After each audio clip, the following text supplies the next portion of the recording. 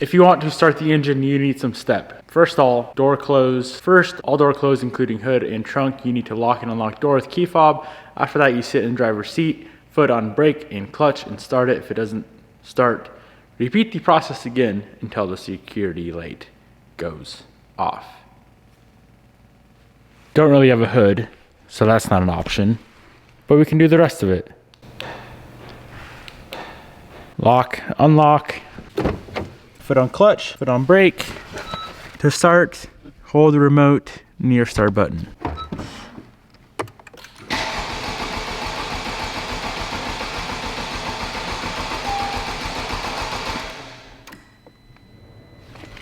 I'm guessing that blinking red light down there, that's the immobilizer light. So we gotta figure out why that's on. Let's just try that process again. I could set the hood on, but honestly that wouldn't change anything because the wiring going to the hood latch is this wiring connector right here, which does not plug into this car. It's a 2019 front clip, which that harness is different than a 2020 or 21.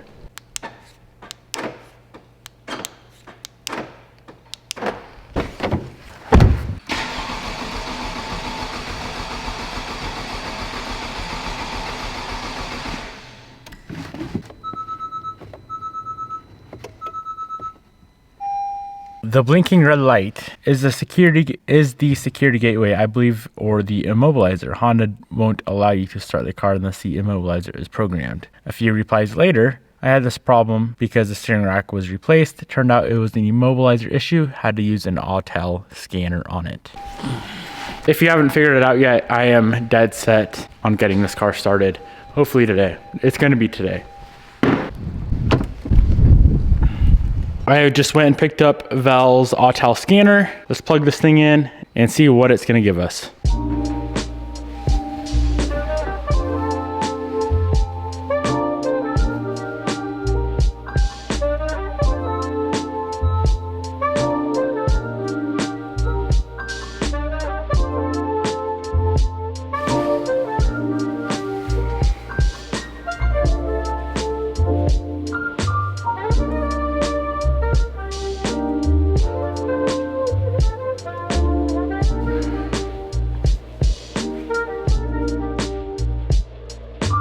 So we have 10 fault codes in the engine PGM, 13 in ABS, 14 in body electrical, 3 in keyless, 5 in active dampener, 1 in one push start.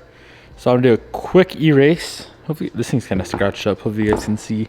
Quick erase. This is gonna erase all like the temporary codes and then rescan, and that'll tell us our permanent codes. As you can see, it already bumped down to only 7 codes for the engine. We have 7 engine codes, 9 ABS, and 5 body electrical. Let's see what they are. Engine PGM.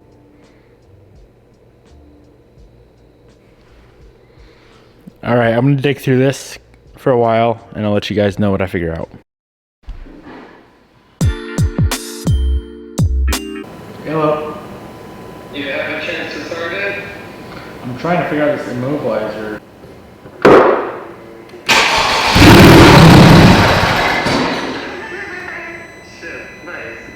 I looked on the dash and it wasn't blinking, and then what the hell? So I scanned the system. There was a bunch of immobilizer codes as well, and I was like, how the hell am I gonna fix this? This is all new to me. And then I was just sitting there in the driver's seat. Val called me to see if I made any progress. The immobilizer light stopped blinking, and then it started up. So let's go ahead and see if it'll start up again. Mind of its own. Apparently it just does whatever it wants, but I'm cool with that.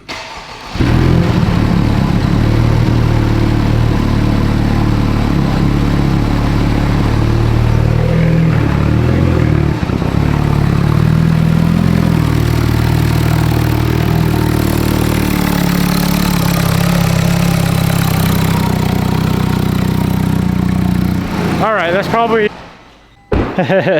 it runs! Damn. I'm so hyped. I was so stressed all night that this thing would never run because of some stupid systems that I don't understand. But apparently you don't need to understand them when they just fix themselves. I am very, very pleased right now.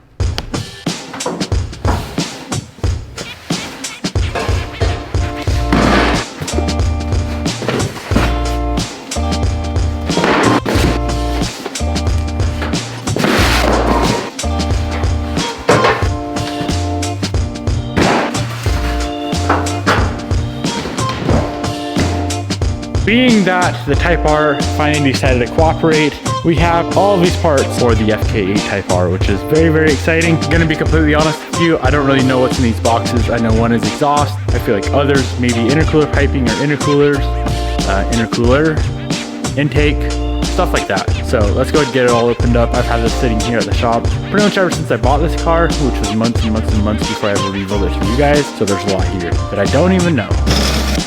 First box.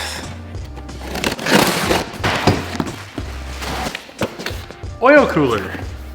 A full oil cooler kit. I'm not gonna be putting that on for a little bit. That's a lot of work right now. I don't wanna do that. Next contender. A gasket. A pipe. Some nuts. Exhaust tip number 2. Exhaust tip number 3.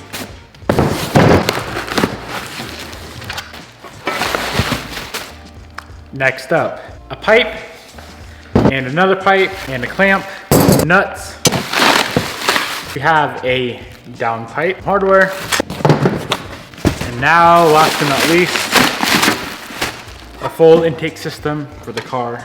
This is exciting. And of course, this big box down here, that is the full catback system, minus the tips. We already have the tips over here.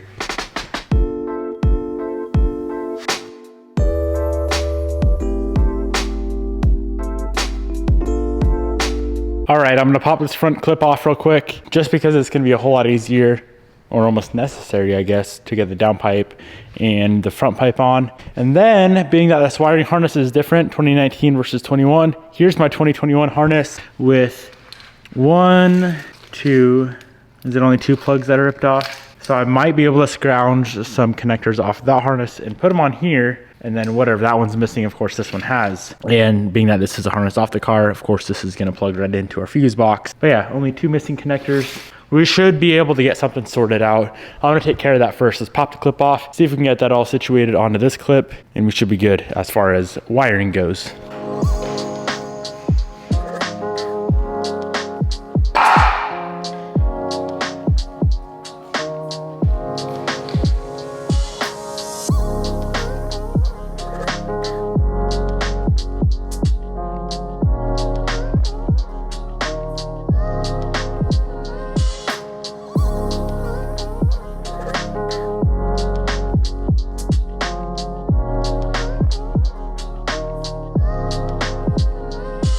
Harness is fully repaired back to OEM spec, minus I only have black electrical tape and they used gray. So the 4 wires for the horns were ripped off, and then this connector here for this side fan was ripped off. So we got that all repaired. That is now gonna work with our fuse box. And then this one also has this connector here, which I kind of forget where that goes, but as we assemble this thing, we'll figure it out. While we have that clip off, let's go ahead, swap out the downpipe.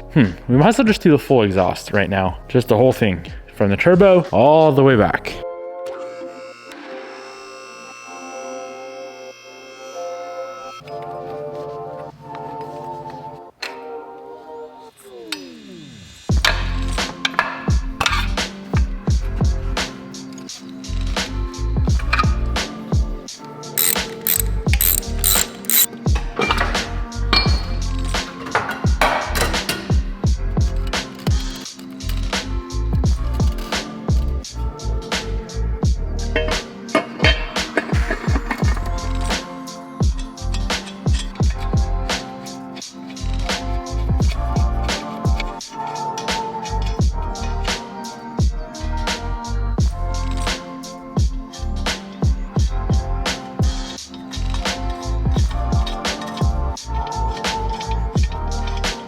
You know, I've been needing to do this for a while, so I'm just gonna take care of it now. Whatever they did when they wrecked this thing, they also went off-roading, because the whole underside of this car is dirtier than my Duramax when I go off-roading. This thing is freaking filthy.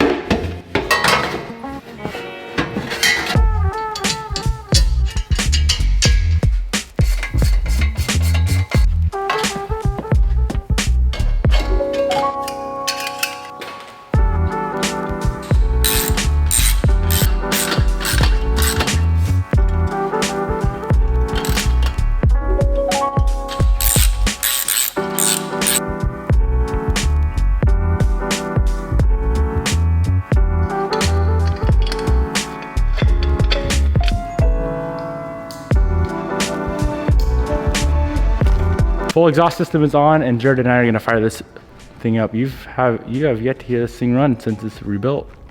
Yeah, that's right. I guess it just started today, so let's see how it sounds. You're missing a lot of things, bud.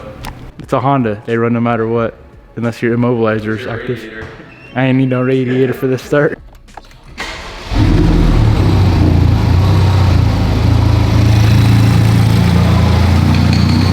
You fucker.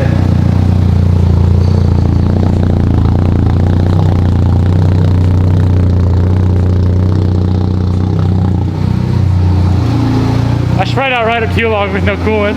All right, guys, exhaust is on. She sounds very, very, very good. I don't want to run it for very long, of course, with no radiator, but it's on and it looks good. The tips look a little bit funny right now.